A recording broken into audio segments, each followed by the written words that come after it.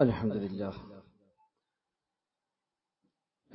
نحمده ونستعينه ونؤمن به ونتوكل عليه ونعوذ بالله من شرور أنفسنا ومن سيئات أعمالنا من يهده الله فلا مضل له ومن يضلل فلا هادي له وأشهد أن لا إله إلا الله وحده لا شريك له وأشهد أن محمدا عبده ورسوله أرسله بالهدى ودين الحق ليظهره على الدين كله ولو كره المشركون.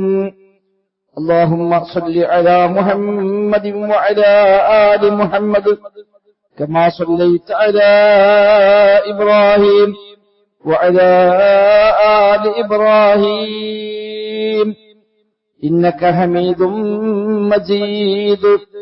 اللهم بارك على محمد وعلى آل محمد كما باركت على إبراهيم وعلى آل إبراهيم إنك حميد مجيد. أما بعد فإن خير الكلام كلام الله وخير السنن سنن محمد صلى الله عليه وسلم وشر الأمور محدثاتها وكل محدثة بدعة وكل بدعة ضلالة وكل ضلالة في النار. أعوذ بالله من الشيطان الرجيم. بسم الله الرحمن الرحيم. يا أيها الذين آمنوا اتقوا الله حق تقاته ولا تموتن إلا وأنتم مسلمون. بسم الله الرحمن الرحيم. منها خلقناكم وفيها نعيدكم ومنها نخرجكم تارة أخرى. സത്യ വിശ്വാസികളെ റഹ്മാനായ റബ്ബ് സുബ്ഹാനഹു വ തആലയുടെ നിയമനിർദ്ദേശങ്ങൾ കഴിവിന്റെ പരമാവധി ജീവിതത്തിൽ പാലിക്കുവാൻ പരിശ്രമിച്ചുകൊണ്ട് മുത്തഖീങ്ങളായി ജീവിക്കണം എന്ന് പ്രത്യേകമായി ഓർമ്മപ്പെടുത്തുകയാണ്. റബ്ബ് സുബ്ഹാനഹു വ തആല നമുക്കെല്ലാം തൗഫീഖ് പ്രദാനം ചെയ്യുമാറാവട്ടെ.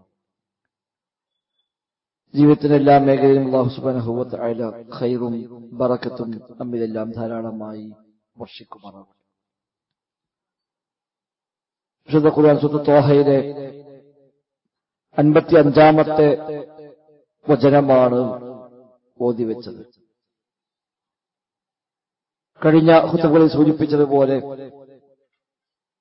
തിന്മകളിൽ നിന്ന് മാറി നിൽക്കാൻ, നന്മയിലേക്ക് കൂടുതൽ താൽപര്യമുണ്ടാവാനുള്ള വ്യത്യസ്തമായ വഴികൾ, അതിലൊന്നാണ് കഴിഞ്ഞ ഖുതുബയിൽ നാം പറഞ്ഞ മരണസ്മരണ, ദിക്റുൽ മൗത്ത് എന്നത്. ആ ദിക്റുൽ മൗത്ത് ഉണ്ടാകാനും അതുപോലെ ജീവിതം ഉണ്ടാകാനുമുള്ള പ്രധാനപ്പെട്ട ഒരു മാർഗമാണ് സിയാറത്തുൽ ഖുബൂർ, ഖബറുകൾ സന്ദർശിക്കുക എന്നത്. ഒരു വിശ്വാസിക്ക് ഏറ്റവും വലിയ ഗുണപാഠമാണ് ഖബർ നൽകുക, ഖബർ കാണുക, ഖബറിനെ കുറിച്ച് ഓർക്കുക, ഖബർ ജീവിതം ആലോചിക്കുക എന്നതൊക്കെ ജീവിതം ഉണ്ടാവാനുള്ള വഴികളിൽപ്പെട്ടതാണ്. മൂന്നാം ഖലീഫ ഉസ്മാൻ ബിൻ അഫ്ഫാൻ റളിയല്ലാഹു അൻഹു ഖബർ കാണുമ്പോൾ ശക്തമായി കരയുമായിരുന്നുവെന്ന് അദ്ദേഹത്തോട് ചോദിക്കുന്നത്, എന്താ നിങ്ങൾ ഖബർ കേൾക്കുമ്പോൾ ഇത്രയേറെ പ്രയാസപ്പെടുന്നത്? അദ്ദേഹം പറഞ്ഞ മറുപടി, അൽ ഖബറു അവ്വലു മൻസിലിൻ മിൻ മനാസിലിൽ ആഖിറ. ഖബർ എന്നത് പരത്രീയമായ ഭവനങ്ങളിലെ ഒന്നാമത്തെ ഭവനമാണ്. ഫഇൻ നജാ മിൻഹു ഫമാ ബഅദഹു ഐസറു മിൻഹു. ആ ഖബറിൽ രക്ഷപ്പെട്ടാൽ ശേഷമുള്ളതെല്ലാം അതിനേക്കാൾ ഏറെ എളുപ്പമാണ്. അതല്ല, ആ ഖബറിൽ രക്ഷപ്പെടാൻ കഴിഞ്ഞില്ല എങ്കിൽ പിന്നെ ശേഷമുള്ളതെല്ലാം അതിലേറെ പ്രയാസകരവുമാണ് എന്നാണ് ഉസ്മാൻ അഫ്ഫാൻ റളിയല്ലാഹു നൽകുന്ന മറുപടി. ഖബറിൽ പോയി കിടക്കേണ്ടവരാണ് നമ്മളെല്ലാവരും. ആ ഖബറാണ് ഒന്നാമത്തെ ഭവനം. ദുനിയാവ് കഴിഞ്ഞാൽ പരലോകത്തേക്കുള്ള ഭവനങ്ങളിൽ ആദ്യത്തെ ഭവനം ഖബറാണ്, ബർസഖാണ്. ومن ورائهم برزخ إلى يوم يبعثون. ഉയർത്തെഴുന്നേൽപ്പിന്റെ നാളുവരെയും അവർക്ക് പിറകിൽ ഒരു ബർസഖുണ്ട്, ഒരു മറയുണ്ട് എന്ന് വിശുദ്ധ ഖുർആൻ തന്നെ പഠിപ്പിക്കുന്നുണ്ട്. ദുനിയാവിലും ആഖിറത്തിനും ഇടയിലുള്ള ഒരു കാലഘട്ടമാണ്, ഒരു മറക്കപ്പുറത്തെ ജീവിതമാണ് ബർസഖ് എന്ന് വിശേഷിപ്പിക്കപ്പെടുന്ന ഖബർ ജീവിതം. അത് ഖബറടക്കപ്പെട്ടാലും ഇല്ലെങ്കിലും ശരി, മയ്യത്ത് എവിടെയെങ്കിലും കത്തിക്കരിഞ്ഞ് കിട്ടാതെ പോയാലും, വല്ല ജീവികളോ മറ്റോ പിടിച്ച് ഭക്ഷിച്ചു പോയാലും, ഇത് സമുദ്രങ്ങളുടെ ആഴങ്ങളിലേക്ക് വീണുപോയി വല്ല മത്സ്യങ്ങളോ മറ്റോ വിഴുങ്ങിത്തിന്നു പോയാലും ശരി, ആ കാലഘട്ടമാണ് ബർസഖ് എന്നത്. സാധാരണഗതിയിൽ വിശ്വാസിയെ സംബന്ധിച്ച് ആ മയ്യത്ത് മറമാടും. അതാണ് ഇസ്ലാം നിശ്ചയിച്ചത്. എന്താണ് മരണം മുതൽ ഖിയാമത്ത് വരെയുള്ള ഒരു ഇടവേള കാലഘട്ടത്തിലാണ് ബർസഖിയായ ജീവിതമെന്ന് പ്രമാണങ്ങൾ നമ്മെ പരിചയപ്പെടുത്തിയത്. അത് ഓർക്കാനുള്ള ഏറ്റവും നല്ല മാർഗമാണ് ഖബർ പോയി കാണുക. അതിനാണ് ഖബർ സിയാറത്ത്. റസൂലുള്ളാഹി സ്വല്ലല്ലാഹു അലൈഹി വസല്ലം തങ്ങൾ പറഞ്ഞു, അലാ ഫസൂറുഹ, നിങ്ങൾ ഖബറുകളെ സന്ദർശിക്കുക. ഫഇന്നഹാ തുദക്കിറുകുമുൽ ആഖിറ, നിങ്ങൾക്ക് പരലോകമെന്ന ഓർമ്മയുണ്ടാക്കി തരുമത്. മറ്റൊരു റിപ്പോർട്ടിൽ തുദക്കിറുകുമുൽ മൗത്ത്, മരണമെന്ന ഓർമ്മയുണ്ടാവാൻ അത് പര്യാപ്തമാണ്. അത് ഇന്ന ഖബർ എന്നൊന്നുമില്ല. പരിചയമുള്ള ആളെ ഖബർ എന്നോ ഉമ്മാന്റെ ഖബർ വാപ്പാന്റെ ഖബർ അങ്ങനെയൊന്നുമില്ല. ഏത് ഖബർ നമുക്ക് ഈ ഉത്ബോധം ലഭിക്കാവുന്ന, ആ ഒരു ബോധമുണ്ടാകാവുന്നത് ഏതാണോ, അത് മുസ്ലിം അല്ലാത്തവന്റെ ഖബറാണെങ്കിൽ പോലും അത് ജായിസാണ്, അനുവദനീയമാണ് എന്ന് നബിതങ്ങളുടെ പ്രവൃത്തികളും അതുപോലെ പൊതുവായ ഹദീസുമെല്ലാം നമ്മെ അറിയിക്കുന്നുണ്ട്. ഖബർ ചെന്ന് കാണൽ തനിക്ക് ഒരു ഓർമ്മയുണ്ടാവാനാണ്, നമുക്ക് നമ്മെപ്പറ്റി തിരിച്ചറിവുണ്ടാകാൻ. പോകുന്ന വഴിയിൽ ഖബറാളിക്ക് വേണ്ടി പ്രാർത്ഥിക്കുകയും ചെയ്യാം. ഖബറാളിക്ക് വേണ്ടി പ്രാർത്ഥിക്കാൻ ഖബറിൽ തന്നെ പോകണമെന്നില്ല. എപ്പോഴും ഏത് ദുആയിലും ആർക്ക് വേണ്ടി നമുക്ക് ദുആ ചെയ്യാം. ഖുതുബയിൽ സാധാരണ പ്രാർത്ഥിക്കുന്നു, അല്ലാഹുമ്മ മുഅ്മിനീന വൽ മുഅ്മിനാത്ത് വൽ മുസ്ലിമീന വൽ മുസ്ലിമാത്ത് അൽ അഹ്യാഇ മിൻഹും വൽ അംവാത്ത്. റബ്ബേ, ജീവിച്ചിരിക്കുന്നവരും മരിച്ചുപോയതുമായ എല്ലാ വിശ്വാസികൾക്കും നീ പുറത്തു കൊടുക്കണേ അല്ലാഹ് എന്ന് എല്ലാ വെള്ളിയാഴ്ചയും ഖുതുബയിൽ നമ്മൾ ദുആ ചെയ്യുന്നു. നിങ്ങൾക്ക് ആമീൻ പറയുന്നു. മരിച്ച ആൾക്ക് വേണ്ടി പ്രാർത്ഥിക്കാൻ ഖബറിൽ തന്നെ പോകണമെന്നില്ല. നമ്മുടെ ഏത് ദുആയിലും മരിച്ചുപോയ വിശ്വാസികൾക്ക് മുഴുവനും വേണ്ടി പ്രാർത്ഥിക്കാൻ ഖുർആൻ പരിചയപ്പെടുത്തിയ ശൈലിയും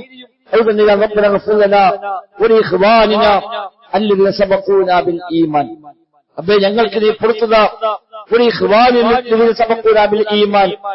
ഈമാൻ, ഞങ്ങളെ മുൻകടന്നു പോയ കഴിഞ്ഞകാല വിശ്വാസികൾ, ആ വിശ്വാസികൾക്ക് മുഴുവൻ റബ്ബേ നീ പുറത്തു കൊടുക്കണേ എന്ന് പ്രാർത്ഥിക്കുന്നവരാണ് വിശ്വാസികൾ എന്നാണ് അല്ലാഹു തആല പരിചയപ്പെടുത്തിയത്.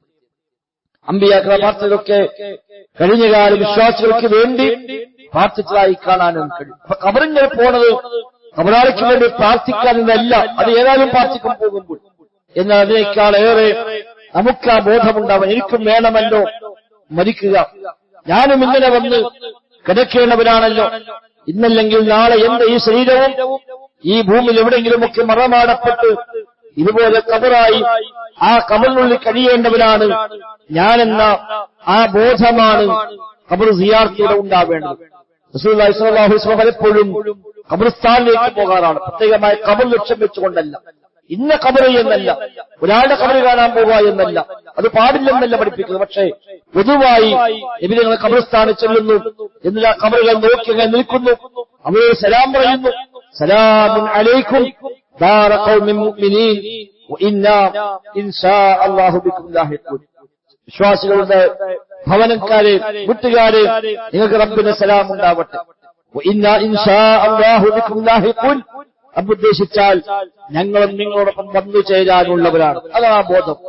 ആ ബോധം അതാണ് വഇന്നാ ഇൻഷാ അല്ലാഹു ബികും ലാഹിഖൂൻ. ഉദ്ദേശിക്കുന്ന പക്ഷം ഞങ്ങളും നിങ്ങളോടൊപ്പം വന്നു ചേരും.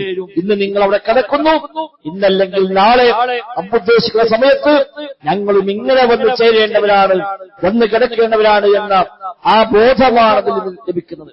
അലി ബിൻ അബീ ത്വാലിബ് റളിയല്ലാഹു അൻഹു ഖബർസ്ഥാനിൽ ചെന്ന് ദീർഘമായി നോക്കിയിരുന്ന് കരയുമായിരുന്നുവെന്ന് കാണാം. ഒരുപാട് സമയം അങ്ങനെ നിൽക്കും. ഇമാം ഖുർത്തുബിയുടെ അത്തദ്കിറ ബിഅഹ്വാലിൽ മൗത വൽ ആഖിറ എന്ന ഗ്രന്ഥത്തിൽ ഇമാം ഖുർത്തുബി അലി ബിൻ അബീ ത്വാലിബിന്റെ ആ വിഷയം വിശദീകരിക്കുന്നത് കാണാൻ കഴിയും. മരണവുമായി ബന്ധപ്പെട്ട് ഓർമ്മിപ്പിക്കാൻ, പാരത്രികമായ അവസ്ഥകളെ ഓർമ്മിപ്പിക്കാൻ വേണ്ടി മാത്രം എഴുതപ്പെട്ട ഗ്രന്ഥമാണ് ഇമാം ഖുർത്തുബിയുടെ അത്തദ്കിറ എന്ന ഗ്രന്ഥം. അദ്ദേഹം പറയുന്നു, അലി ബിൻ അബീ ത്വാലിബ് ഖബർസ്ഥാനിൽ ചെല്ലും. ദീർഘമായ സമയം ആ ഖബറുകൾ നോക്കി അദ്ദേഹം അങ്ങനെ നിൽക്കും. ഇത് സ്വയം അതിന് പാനം ഉൾക്കൊണ്ടുകൊണ്ട് കരഞ്ഞുകൊണ്ട് അദ്ദേഹം തിരിച്ചു പോരുമെന്ന് അദ്ദേഹം അവിടുന്ന് വിളിച്ചു പറയും. ഖബറാളികളെ, എന്താ നിങ്ങളുടെ അവസ്ഥകൾ, എന്താ നിങ്ങളുടെ വിശേഷങ്ങൾ? അദ്ദേഹം തന്നെ പറയും, നിങ്ങൾക്ക് പറയാൻ കഴിയില്ല എന്നെനിക്കറിയാം, എന്നാൽ ഞങ്ങൾ ഇത് പറയാം എന്ന് പറഞ്ഞ് അദ്ദേഹം സ്വന്തത്തെക്കുറിച്ച് പറയുകയും അതിൽ നിന്ന് പാഠം ഉൾക്കൊണ്ട് അദ്ദേഹം കരഞ്ഞുകൊണ്ട് തിരിച്ചു പോരുകയും ചെയ്യുമെന്നാണ് പഠിപ്പിക്കപ്പെടുന്നത്. ആ നിലയ്ക്ക് ഖബറുകളെ പോയി കാണുക.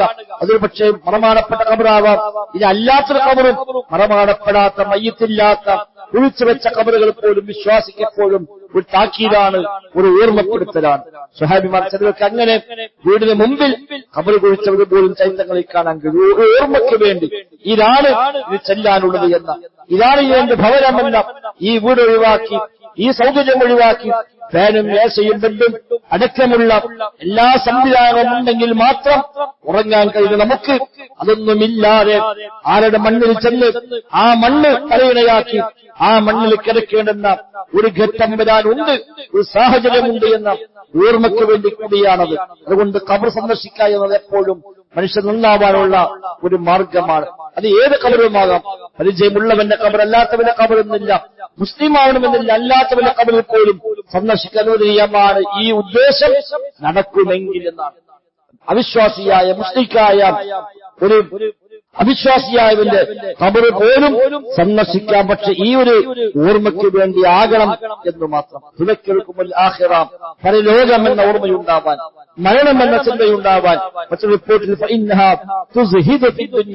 ദുനിയാവിൽ താല്പര്യം കുറയാൻ, ദുനിയാവിന്റെ താല്പര്യങ്ങൾ, ആഗ്രഹങ്ങളെ ഒന്ന് കുറയ്ക്കാൻ നല്ലതാണ് ഇടയ്ക്കൊന്ന് ഖബർ പോയി കാണുക, ഒന്ന് ഖബർസ്ഥാനിൽ ചെല്ലുക, അവിടെ ദീർഘനേരം നിൽക്കുക, ഖബറുകൾ നോക്കുക.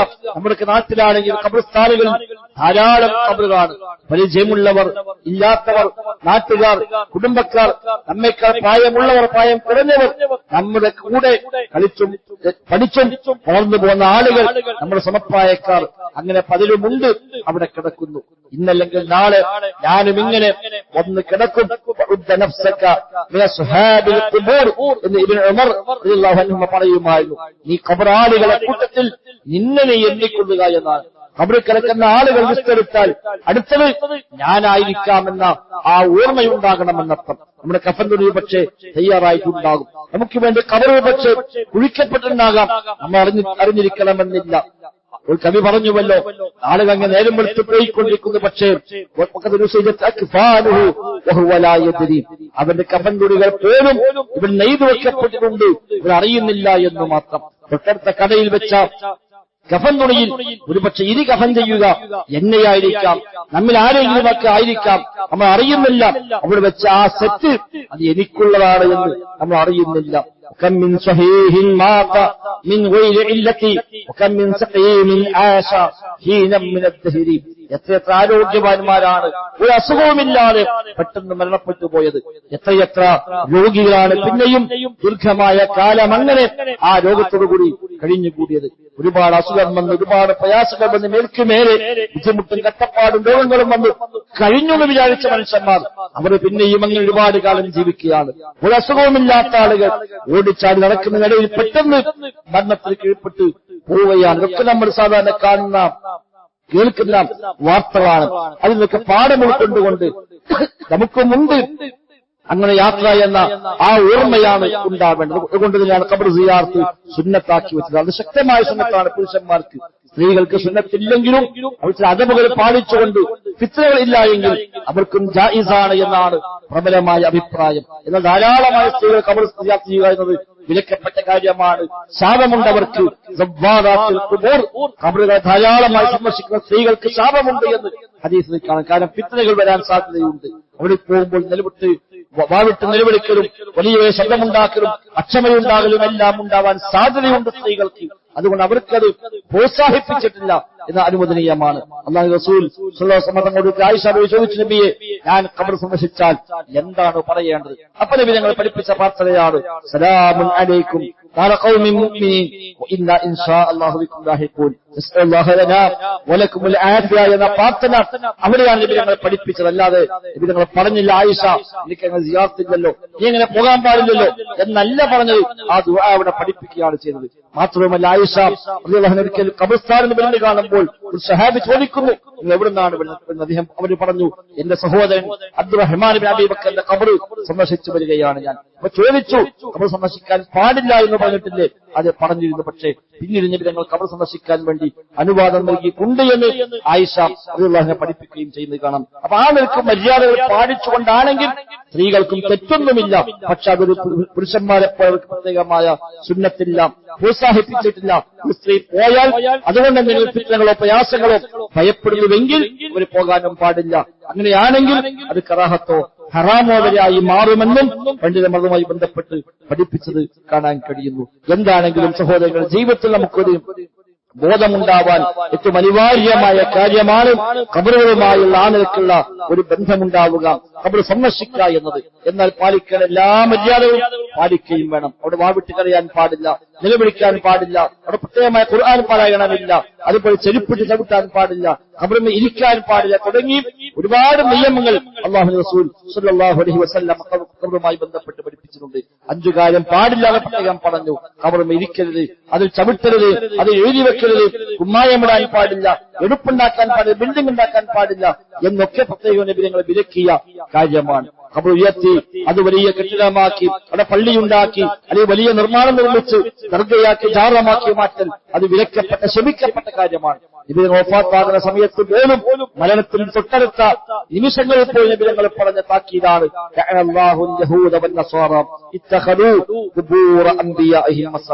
പ്രവാചകന്മാരുടെയും സ്വാലിഹീങ്ങളുടെയും ഒക്കെ ഖബറുകൾ അവർ ആരാധനാ കേന്ദ്രങ്ങളാക്കി മാറ്റിയതിനാൽ ജൂത ക്രൈസ്തവർക്ക് ശാപമുണ്ട് എന്ന് വ്യത്യസ്തമായ ഹദീസുകളിൽ അല്ലാഹു റസൂൽ സ്വല്ലല്ലാഹു അലൈഹി വസല്ലം തങ്ങൾ നമ്മെ പഠിപ്പിക്കുന്നുണ്ട്. ഖബറങ്ങനെ ഉയർത്താൻ പാടില്ല എന്നാണ്. ഒരു ചാണോളം ഉയർത്താൻ ഖബറാണെന്ന് അറിയാൻ, ചവിട്ടിപ്പോകാതിരിക്കാൻ, അനാദരിക്കപ്പെടാതിരിക്കാൻ, അതിനുമേൽ മലമൂത്ര വിസർജനങ്ങൾ നിർവഹിക്കപ്പെടാതിരിക്കാൻ ഒരു വിശ്വാസിയുടെ ഖബറാണ്. ആ നിലയ്ക്ക് അനാദരിക്കപ്പെടാതിരിക്കണം. അതിനുവേണ്ടി ഒരു ചാണ് ഉയർത്താമെന്ന് പ്രത്യേകമായി പറഞ്ഞു. നബിയുടെ ഖബർ ഒരു ചാണാണ് ഉയർത്തപ്പെട്ടത്. സുദീഖ് അള്ളാഹിന്റെ ഖബർ, ഉമർ ഖത്താബിന്റെ ഖബർ ഒരു ചാണാണ് ഉയർത്തപ്പെട്ടത്. അതാണ് സുന്നത്ത്, അതാണ് പഠിപ്പിക്കപ്പെട്ട രീതി. അതിനപ്പുറം ഖബർ അധികമായി ഉയർത്തൽ പാടില്ലാത്ത ഹറാമായ വിലക്കപ്പെട്ട കാര്യമാണ്. ഒരു ഖബർസ്ഥാനാണ്, പ്രത്യേകിച്ചും അത് ഹറാമും അത് പൊളിച്ചു മാറ്റപ്പെടേണ്ടതുമാണ്. ഇന്ന് തർക്കമില്ലാത്ത വിധം ഹദീസിൽ കൂടി സ്ഥിരപ്പെട്ടതും മുസ്ലിം ലോകത്തെ പണ്ഡിതന്മാർ ഏകാഭിപ്രായമായി പറഞ്ഞ കാര്യവുമാണ്. അതുപോലെ അവിടെ പൊലകെട്ടിക്കൂടുക, അവിടെ എഴുതി വെക്കുക, അവരുടെ ഉള്ളിലാവട്ടെ പുറത്താവട്ടെ എഴുതി വെക്കൽ പ്രോത്സാഹിപ്പിക്കപ്പെട്ട കാര്യമല്ല. അവിടെ ചവിട്ടാൻ പാടില്ല, ചെരുപ്പിട്ട് ഏതായാലും ചവിട്ടാൻ പാടില്ല. അല്ലാതെയും ഖബറിന്റെ മീതെ ചവിട്ടൽ വിലക്കപ്പെട്ട കാര്യമാണ്. എന്നാൽ ഖബർസ്ഥാനിലേക്ക് പോകാൻ മറ്റു ചില പ്രയാസങ്ങളുണ്ട്. ചെരുപ്പിട്ടേ പറ്റൂ എന്നാണെങ്കിൽ നിർവാഹമില്ല, ഇളവുണ്ടാകുമെന്നാണ്. കാടാണ്, മുള്ളുകളാണ്, കടന്നു പോകാൻ പറ്റാവുന്ന എല്ലാ വഴികളില്ല. അത്തരം സാഹചര്യമുണ്ട് എങ്കിൽ ഇളവുണ്ട് എന്ന് ഇബ്നു സൈമീൻ റഹിമഹുള്ള പണ്ഡിതന്മാർക്ക് അതിന് ഇളവുകൾ നൽകിയതായി കാണാനും സാധിക്കുന്നു. ഏതായിരുന്നാലും എല്ലാ മര്യാദയും പാലിച്ചുകൊണ്ട് ഖബർസ്ഥാനുകളിൽ പോവുക, ഖബറുകളെ കാണുക, അത് ജീവിതത്തിൽ അടക്കുന്നത് നല്ലതാണ്. ഒന്ന് പോയി നിൽക്കുക. അത് എവിടെയും ആവാം, ഉമ്മാന്റെ ഖബറായിക്കോട്ടെ, പാപ്പാനതായിക്കോട്ടെ, അല്ലാത്തതായിക്കോട്ടെ, എവിടെയാണെങ്കിലും അവിടെ ചെന്ന് നിന്ന് എനിക്കും വേണമല്ലോ ഇതുപോലെ കിടക്കുക എന്ന ഓർമ്മയുണ്ടാവുകയും ആ ഒരു ബോധം ജീവിതത്തിൽ സ്വീകരിക്കാനുള്ള വഴിയായി അതിന് ഉൾക്കൊള്ളുകയും ചെയ്താൽ അത് വലിയ മാറ്റത്തിന് തീർച്ചയായും നിമിത്തമായി മാറും. ആ നിലയ്ക്ക് എപ്പോഴും മരിക്കണമെന്ന ഓർമ്മ, മരിക്കുമെന്ന ചിന്ത, പരലോകത്തേക്കുള്ള ഒരു തയ്യാറെടുപ്പ്, ഖബറുമായി ബന്ധപ്പെട്ട ആലോചനകൾ റബ്ബിന്റെ മുമ്പിൽ ചെന്നു നിൽക്കാനുണ്ട്, മഹ്ശറിൽ ചെല്ലാനുണ്ട്. അല്ലാഹുവിന്റെ മുമ്പിൽ ഞാൻ നിൽക്കുന്നവരാണ്, ചോദ്യം ചെയ്യപ്പെടുന്നവരാണ്, അവിടെ ഉത്തരം പറയേണ്ടതുണ്ട് എന്ന തിരിച്ചറിവോടുകൂടി, ആ ബോധത്തോടുകൂടി ജീവിതത്തെ ക്രമീകരിക്കാൻ നാം പരിശ്രമിക്കുക. റബ്ബ് സുബ്ഹാനഹു വ തആല തൗഫീഖ് പ്രദാനം ചെയ്യുമാറാവട്ടെ.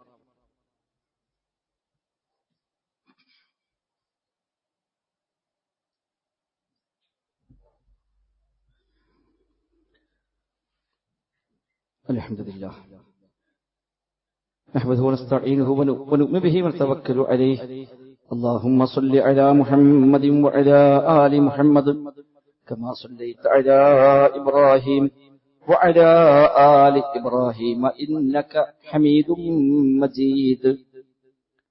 സഹോദരിമാരെ, റഹ്മാനായ റബ്ബ് സുബ്ഹാനഹു വ തആലയുടെ നിയമ നിർദ്ദേശങ്ങളെ കഴിവിന്റെ പരമാവധി ജീവിതത്തിൽ പാലിക്കുവാൻ പരിശ്രമിച്ചുകൊണ്ട് മുത്തഖീങ്ങളായി ജീവിക്കണ എന്ന് പ്രത്യേകമായി ആവർത്തിച്ച് ഓർമ്മപ്പെടുത്തുകയാണ്.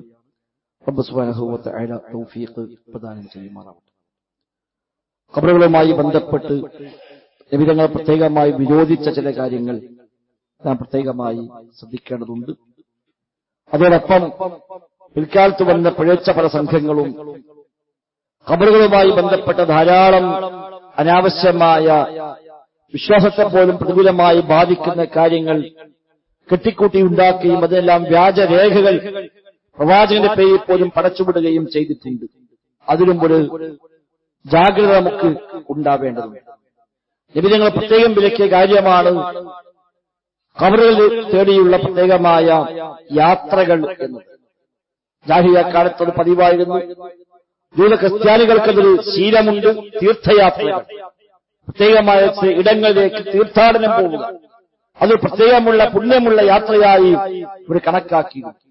ഇസ്ലാമിൽ അങ്ങനെ തീർത്ഥയാത്ര പോകാൻ അനുവാദമുള്ളത് 3 സ്ഥലത്തേക്ക് മാത്രമാണ്. നബി തങ്ങൾ പറഞ്ഞു, ലാ തുഷദ്ദു ജിഹാൽ ഇല്ലാ ഇലാ സലാസത്തി മസാജിദ. 3 പള്ളികളിലേക്കല്ലാതെ യാത്ര കെട്ടി പുറപ്പെട്ടു പോകാൻ പാടില്ല. പ്രത്യേകമായ പുണ്യം കാംക്ഷിച്ചുകൊണ്ട്, പ്രത്യേകമായ പവിത്രത കൽപ്പിച്ചുകൊണ്ടുള്ള യാത്രകൾ അത് 3 പള്ളിയിലേക്ക് മാത്രമാണ് അങ്ങനെ അനുവദിക്കപ്പെട്ടത്. 1 മക്കയിലെ മസ്ജിദുൽ ഹറാം, 2 മദീനത്തെ മസ്ജിദുൻ നബവി, 3 ഫലസ്തീനിലെ ബൈത്തുൽ മുഖദ്ദസ്. ഈ 3 പള്ളിയിലേക്കാണ് പ്രത്യേക പുണ്യം കാംക്ഷിച്ചുകൊണ്ട് യാത്ര പോകാൻ അനുവാദമുള്ളത്. ബൈത്തുൽ മുഖദ്ദസിൽ 500 ഇരട്ടി പ്രതിഫലമാണ് ഒരു നിസ്കാരത്തിൽ മറ്റു പള്ളികളേക്കാൾ. മസ്ജിദ് നബവിയിൽ 1000 ഇരട്ടി പുണ്യമാണ്. മസ്ജിദ് ഹറാമിൽ 1,00,000 ഇരട്ടി പുണ്യമാണ് ഒരു നിസ്കാരത്തിൽ. ആ പുണ്യം കാംക്ഷിച്ചുകൊണ്ടാണ് പോകേണ്ടത്. മക്കയിലേക്ക് പോകുന്നത് മസ്ജിദ് ഹറാമിന്റെ ആ മഹത്വം കിട്ടാനാണ്. മദീനത്തേക്ക് പോകുന്നത് മസ്ജിദ് നബവിയിലെ ആ മഹത്വം ലഭിക്കാനാണ്. അല്ല നബിയുടെ ഖബറിലേക്കല്ല ആ യാത്ര. നബി പറയുന്ന കാലത്ത് നബിയുടെ ഖബറില്ലല്ലോ. നബി പഠിപ്പിക്കുമ്പോൾ നബി തങ്ങളുടെ ഹയാത്തിലുണ്ട്. അന്ന് അവിടെ ഖബറില്ല. ഖബർ പിന്നീട് വന്നതാണ്. ഖബർ ലക്ഷ്യം വെച്ചല്ല യാത്ര. യാത്ര മദീന പള്ളി ലക്ഷ്യമാക്കിയ. എന്നാൽ പോകുമ്പോൾ സ്വാഭാവികമായും നബിയുടെ ഖബറിൽ പോകും, സിയാറത്ത് ചെയ്യും, നബിക്കും സലാം പറയാം.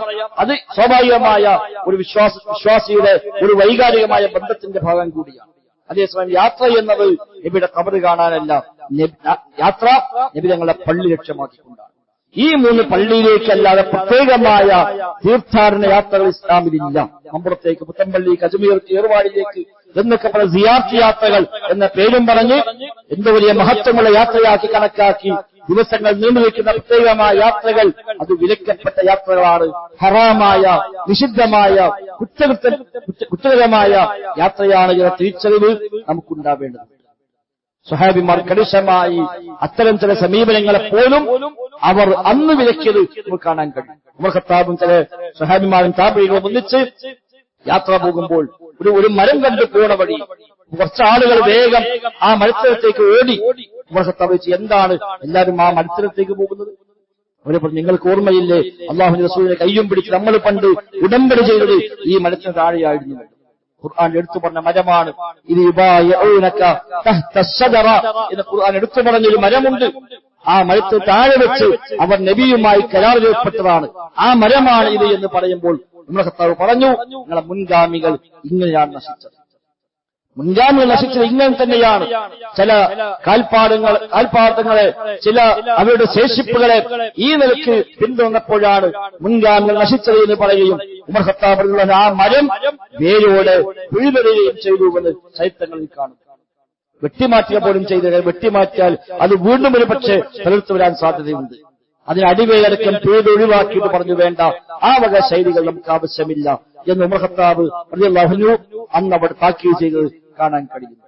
ആ നിലക്കുള്ള സമീപനങ്ങൾ മുസ്ലിം ഉമ്മത്തിൽ എവിടെയൊക്കെ വന്നുവോ അവിടെയെല്ലാം അന്നത്തെ പണ്ഡിതന്മാർക്കെതിരെ ശക്തമായ നിലപാടുകൾ സ്വീകരിച്ച് കാണാൻ കഴിയും. എവിടെയൊക്കെ കല്ലോ മരങ്ങളോ എന്താണെങ്കിലും ഈ നിലയ്ക്ക് ആളുകൾ മഹത്വം കൽപ്പിക്കുന്നത് നിങ്ങൾ എവിടെ കണ്ടാലും അതെല്ലാം ദാത്തു അൻവാത്ത് എന്ന് പറഞ്ഞ മക്കത്തെ മുസ്ലിങ്ങൾ സ്വീകരിച്ച പുണ്യവൃക്ഷമുണ്ട്, ആ ഗണത്തിൽപ്പെട്ടതാണ്. നിങ്ങളതെല്ലാം പിഴുതെറിയണമെന്ന് 400 ജീവിച്ച ഇമാം അബൂബക്കർ ഫഖൂഷി റഹിമഹുല്ലാ 1000 കൊല്ലങ്ങൾക്ക് മുമ്പ് എഴുതി വെച്ചത് കാണാൻ കഴിയും. ജാഹിലിയ്യക്കാരുടെ രീതി പ്രത്യേകമായ മരങ്ങൾക്ക് പുണ്യം കൽപ്പിക്കുക, ആ മരത്തിനടുത്ത് ഏതൊരു മഹാൻ വന്നിരുന്നുവെന്ന് പ്രചരിപ്പിക്കുക, ആ മരം എന്നൊരു മഹത്വമായി അവയെ കണക്ട് ചെയ്യുക.